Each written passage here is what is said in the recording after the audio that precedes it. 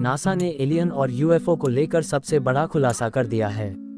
उन्होंने पिछले साल वर्ष 2022 में एक बड़ी टीम बनाई थी। वो लगातार 9 महीने से स्टडी कर रही थी। आज उनकी रिपोर्ट सामने आई है, जिसमें उन्होंने जो बातें कही हैं वो आपको हैरान कर देंगी। हमें तो इन बातों पर यकीन करने में थोड़ा समय लगा। दोस्तों, वीडियो की शुरुआत करने से पहले यदि आपको हमारा वीडियो पसंद आए तो हमें भरोसा है कि आप सब्सक्राइब करने के साथ साथ लाइक का बटन भी जरूर दबाएंगे। वीडियो में दी गई जानकारी अलग अलग चरण में दी गई है, इसलिए वीडियो को पूरा देखे बगैर बंद ना करें। हो सकता है आप कोई ऐसी महत्वपूर्ण जानकारी मिस कर रहे हो जिसकी जानकारी इस वीडियो में दी गई हो। नासा ने गुरुवार को यूएफओ दिखने से जुड़ी घटनाओं पर रिपोर्ट जारी की।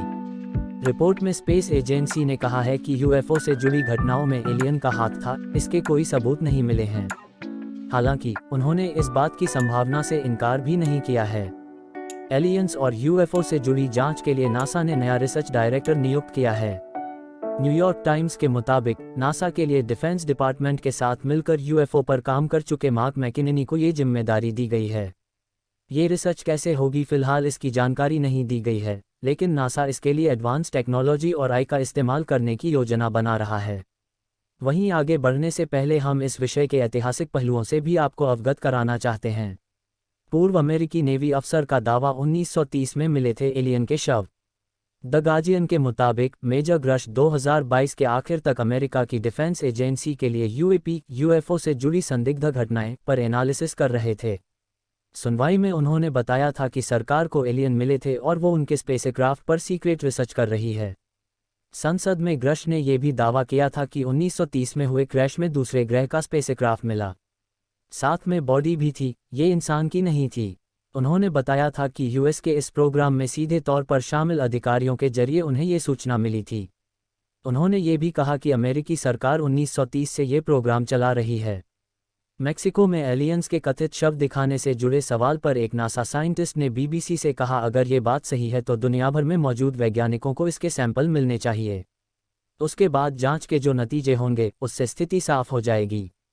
दरअसल मेक्सिको की संसद में 12 सितंबर को एलियंस की मौजूदगी को लेकर चर्चा हुई थी। इस दौरान 2 शव भी दिखाए गए थे। दावा है कि ये शव एलियंस के हैं। मैक्सिकन जर्नलिस्ट और यूफोलॉजिस्ट जेम मोसान ने बताया था कि ये शव पेरू की एक खान से मिले थे, जो करीब 1000 साल से ज़्यादा पुराने हैं। संसद से इस इवेंट का लाइव टेलीकास्ट किया गया था। मम्मी बन चुके एलियन के शवों को लकड़ी के बॉक्स में रखा गया था।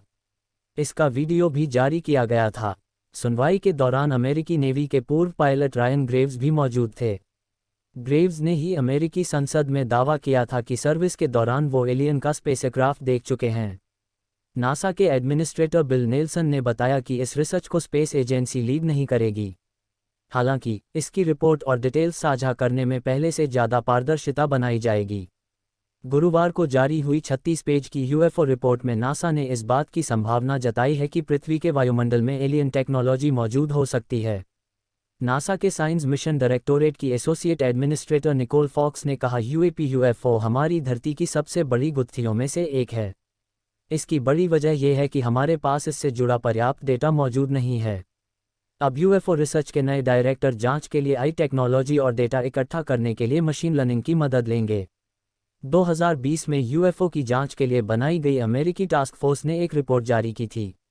9 पेज की इस रिपोर्ट में अमेरिकी गवर्नमेंट सोर्स के जरिए 2004 से 2021 के बीच 144 यूएफओएस के बारे में जानकारी दी गई थी। पेंटागन इन्हें अनआइडेंटिफाइड एरियल फिनोमेना यानी यूएपी कहता है। खास बात यह थी कि रिपोर्ट में यूएफओएस देखे जाने की न तो पुष्टि की गई और न ही इस बात को खारिज किया गया। ये जरूर कहा गया कि इस तरह के ऑब्जेक्ट पृथ्वी पर एलियंस के आने का संकेत हो सकते हैं। 1947 से 1969 तक अमेरिकी एयरफोर्स ने प्रोजेक्ट ब्लू बुक नाम से एक जांच ऑपरेशन चलाया। इसमें कुल 12,618 रिपोर्ट्स की जांच में पाया गया कि यह सामान्य घटनाएं थीं, जबकि 701 रिपोर्ट्स के बारे में ज़्यादा जानकारी नहीं निकल सकी। 2007 से 2012 के बीच advanced aerospace threat identification program AATIP launch हुआ। बाद में ये प्रोग्राम बंद कर दिया गया। इन सभी प्रोजेक्ट की रिपोर्ट सीक्रेट रखी गई। 2020 में एक प्रोग्राम शुरू किया गया जिसे unidentified aerial phenomena task force नाम दिया गया। हमें उम्मीद है कि आपको हमारा वीडियो पसंद आया होगा। वीडियो में बने रहने के लिए आपका बहुत बहुत धन्यवाद। जल्द ही आपसे एक नए विषय में नई शोध और नई जानकारी के साथ मिलेंगे। तब तक के लिए इजाज़त दीजिए। जाने से पहले पुनः आपसे अनुरोध है कि एक बटन दबाकर हमारे चैनल को सब्सक्राइब करते हुए जाइएगा।